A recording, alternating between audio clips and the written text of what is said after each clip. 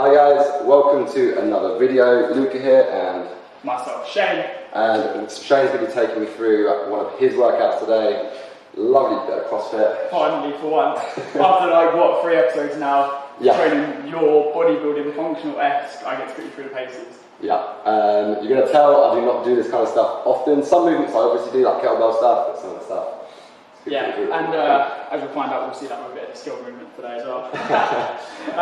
For this episode, we are here at my second home, which is JJK Fitness here in Kings Langley. So shout out to the crew here for letting us use the club today. Yeah, let's on with this and see how you're going to cope with it. Do it. So, going to be a shorter episode on the Spotify front, guys, purely because we're going to be showing the workout on YouTube. So if you do want to see the full workout that we're going to be talking about in the intro and going to be doing straight after this, watch our YouTube and then, yeah, go from there. So the only thing we're going to talk about in this bit, since we are doing a CrossFit workout, is Hyrox versus CrossFit. What is the actual difference for people that don't know? Yeah. And since you are the CrossFit connoisseur. Give them mics in your thought. Yes. I think. I think you're the best person to talk about. Yeah, so we're going to go. I wouldn't say CrossFit, I'm not sure. Wow, you're hyping it way too much. We're going to go CrossFit versus Hyrox. We're going to go the importance of both, the differences, why one has gone to such an extreme height, whilst the other one maybe hasn't hit that in such a short amount of time, and also compare the two of them. Right? They've both got a place in the industry. They've both got top level pro events and what they mean in terms of people that start it, want to go pro with it, or if you just try it for a little bit of fun. What would you, being someone that's obviously I've not done either, for those who don't know a lot about it, a lot of people might just look at CrossFit and Hyrox as very similar because they're very functional fitness-esque kind of things. Yes. What would you say the biggest difference between CrossFit and Hyrox is? So for me personally, when you're talking CrossFit versus Hyrox, you're looking at the skill level component of CrossFit compared to the longevity and aerobic fitness capacity and shift volume that comes with Hyrox. With CrossFit, a lot of people tend to come away from it a little bit because you're looking at the skill aspects of Olympic lifting, which takes years to master anyway. You're looking at the gymnastics, which takes years to master. And also you need the anaerobic fitness, you need to lift at high intensities, you need to lift fast, you need to move quick, and you've got to be able to do it repeatedly with the functional movements as well. Yeah. So it's not the movements that are necessarily different from Hyrox because they both have the ski, they can both have running. The thing with Hyrox is you know what's coming up, every event's the same, everywhere across the world it's the same event. And with CrossFit you find out 2 weeks before, a week before, or on the day, so it can literally anything, so you need to try, maybe not master everything, but you need to make sure you are capable of doing a wide range of different movements to the kind of level that you're at, whether that's fitness, whether that's scaled into the RX Elite or you're a pro games athlete. They've all got different bandings, but again, it can be a shock to the system to whatever's there on the day. Yeah. Whereas with Hyrox, it's the same across the board, so you kind of know exactly what you're training to. You can get your times, you can get the whole sim underway. You can do a Hyrox any day of the week and kind of know your time with it. So would you say the average person that just wants to, build a bit of strength, build a bit of fitness, Hyrox is probably the place to go at the beginning, would you say? Yeah, I think the reason, so when I said one's blown up, Hyrox has become massive. It's like the leading fitness event in the world right now. All across Europe, Australia, everywhere. In the UK especially, if you try to get a ticket, it's completely sold out. And I think the reason for that is with Hyrox, anyone can do it. Like, anyone can jump in and do it. If you've never stepped foot in a gym before, it's going to be proper tough, but there's nothing stopping you entering that ballot or getting a ticket. You can literally go in, you can get it done. So I think that's the main thing, because in relay, you've got pairs or you've got singles. So at any skill, at any level, at any fitness ability, you can jump in. You can go in at 4, you can do 3 sections each, that's your day out, you've done a fitness competition, you can go out for the fun. Whereas, like I said, with CrossFit, if you've never tried any of the movements, you don't know what standard you're at, you could get to a competition and potentially only be able to do two movements out of 4 or 5 workouts across the day, and then that enjoyment will kind of come down a little bit. Yeah, I think that's what stops a lot of people from doing CrossFit hard. Because I'd put it down to like any other, for me it's more of a sport versus a just fitness thing, right? Yes, 100%. Because you're going to have to put the time and effort in, not just getting fit, but also learning the lifts, learning gymnastics, learning all these things that, you have to do that with regular gym movements, but they're way more simple. Like, how long does it take to learn a bicep curl? How long does it take to learn a bench press? might not master it within a few months, but compare that to Olympic weightlifting, that's going to take a long time. And most people that start a fitness journey, they want to just get fit, but you can't just whack on 50 kg on a snatch. You definitely can't. Do not go out there and try that. Like when I did my S&C course, I spent like 6 hours just with a pipe, just learning the snatch. Learning just to get overhead. You know? I think that's the tediousness that comes with the sessions. Obviously, I coach it, I train it here at JJK myself. I've done the Hyrox training. I've taught it, I've coached sessions that include it as well. And people always come out of Hyrox. When you go to train, normally people turn up to a class or a nice vibey environment for a training session. You want to come out hot, sweating, you want to be feeling good. You want your endorphins, you want that feel-good factor afterwards. Hyrox will give you that, especially for training in a class. In and out with an hour to 2 hours and you're done. Whether that's a morning session, afternoon, whatever it is. Whereas with CrossFit, you can literally spend, like you said, you did 6 hours, but if we're talking on a class, imagine you're turning up for a class, for 45 minutes of that, you're going to warm up, you're going to mobilise, you're going to stabilise your core, you're going to look at learning a movement, probably with next to no weight on it, bar maybe the last 10 minutes, and that's still only, going to be 50-60% of a max if you know what you're doing, to try and master a skill instead of training, and then you might have a 10-minute blowout at the end if you've got time in the class. If not, it can literally be an hour worth of learning, and you walk away feeling a little bit, I don't have a sweat on. Now, if you're an athlete or you know what you're doing, you can facilitate that into your training. You can train twice, you can do a harder session the next day. But for the Gen Pot, I think Hyrox has exploded because you get that factor of that sweaty fitness class, which everyone enticed to right now. 100%.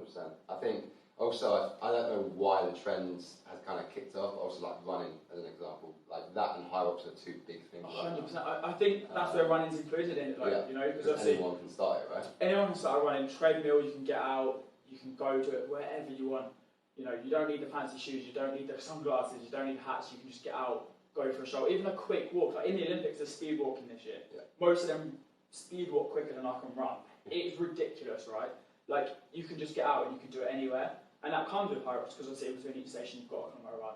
So I think I don't think there's a coincidence that where Hyrox has shot up, so is running. I think that's quite a good correlation that you can see people are enticed to just get out and move rather than maybe learn individual skill elements when they're training. I agree. I think if someone was to say to me, again, you can say what you want to say as well. If someone was to come to me and say like, I just want like general fitness, I think it would be a good idea. Like say we're going to train 4 days a week, you could do like running one time. A Hyrox-esque workout, so you're getting your sweating or getting something hard. You get some functional movements. You could do like 1 day of like Olympic lifting and gymnastics, so literally just learning a craft, and then maybe like a bodybuilding-esque workout as well. And then that's such a good which is literally a hybrid workout, right? Because you go learning a skill, which is a big part of CrossFit. Bodybuilding is actually look at sculpting the body. The cardio-esque thing of Hyrox and running. And then let's say, for example, you do that, you fall in love with Olympic lifting, like, okay, cool, I actually prefer to go CrossFit now, or you just fall in love with the Hyrox thing, cool, put more effort. I think that's a great way to start, because then you're kind of treading the water with a few, you'll see what ones you're kind of varying, what you like to, and what your body will adapt to. You know, after a CrossFit session, you're learning 45 minutes of snatches and you've only used the PVC pipe, cool, are you enjoying that? After 6 weeks, if you think no, do some more fitness then, stay with it. Or if you want to try and master it, keep going at it. Yeah, I agree. Like, for me, I'd say I'm kind of a mix of like hybrids, so I do a bit of running. I try and do like a kettlebell session a week at home, so I've got a bunch of kettlebells. So that's like my non-bodybuilding-esque kind of stuff. Functional day, right? And when I'm in the gym, it's much more like hypertrophy kind of training, with a little bit of strength as well. But again, that's over years of training, and that's what I've found. I don't mind a bit of running. I like some functionality of kettlebells. Obviously, I do martial arts as well, so it's add that. Well, you've just done the Spartan race as well, right? Spartan race as well. Okay, so I do obstacle. Yeah, I'd say the main things out of the years that I've been training, I'd say strength training wise, I prefer the bodybuilding side of it. Yeah. With some functionality more like the kettlebell side, and then martial arts. That's probably like my main three.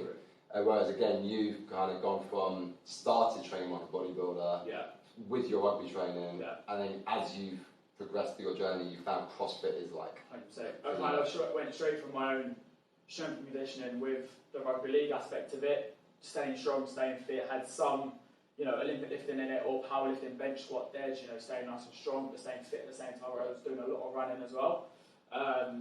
And then that kind of fell me into CrossFit as I was then coming back out of rugby league at the back end. So yeah, started with bodybuilding, strength and conditioning. I'd say I still do S&C now. Yeah. It's very similar training. It's just I've got a gymnastics day, maybe a skills day when it comes to the ollie lifting, and the rest of it basically is a strength and conditioning program.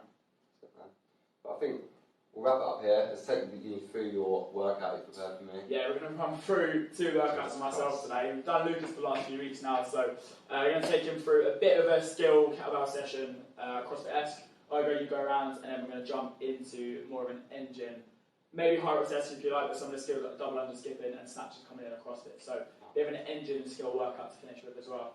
Again, guys, if you're listening on Spotify, hope you enjoyed that short snippet. If you want to watch the video of the workout, that's going to be on YouTube. And yeah, cheers. Let's put you through. So today we're going to start off, we're going to take you through one of my sessions. Now I've done a couple of his for the podcast. This is how we work together, right?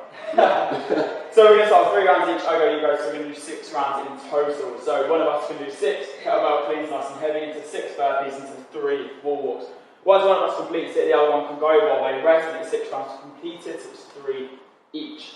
Once we've done that, we're then going to take a little bit of a break. We're going to run through some stuff with you guys as well, and then you can see us get through a bit of an engine finish up for today. Which is 600 meter runs together, 50 double unders each whilst we're skipping, into 20 synchro dumbbell snatches, and it's 450, 20, 250, 20. Are you excited? Ecstatic. Because I'm not, and this is my session.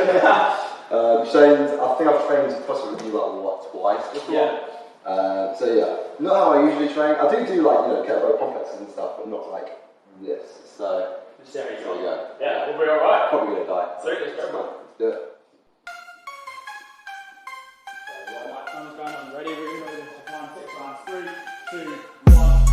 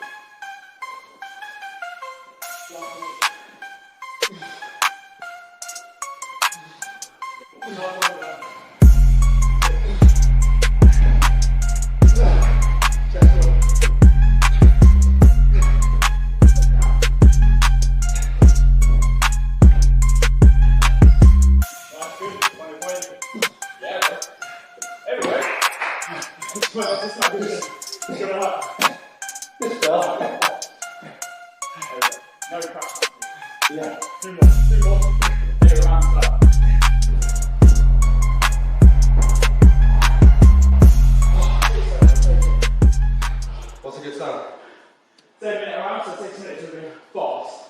Sure. Sorry. Not bad. 6 minutes fine. My walk's definitely got slowed down.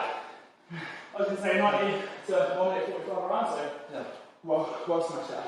So, done these before, obviously done that before, just never done that. So, Take it out, right? yeah. Really? What are you Hold doing? skill.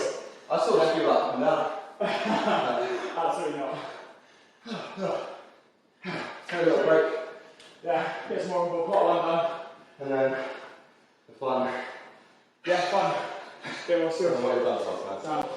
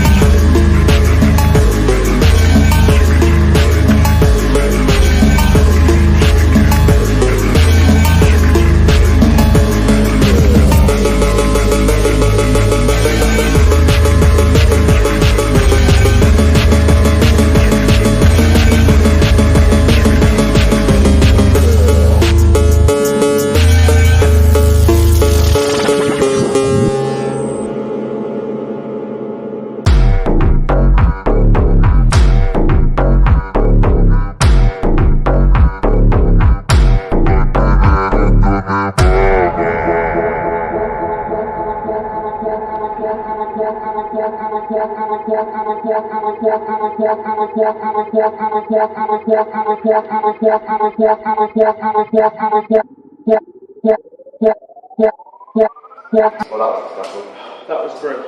You managed to get fully clothed now, like. Wow, how'd you find it? Yeah, it's fun to be fair. Yeah. Are you sure? Yeah. Not usual training. No. No, but Check it out a little bit. Yeah.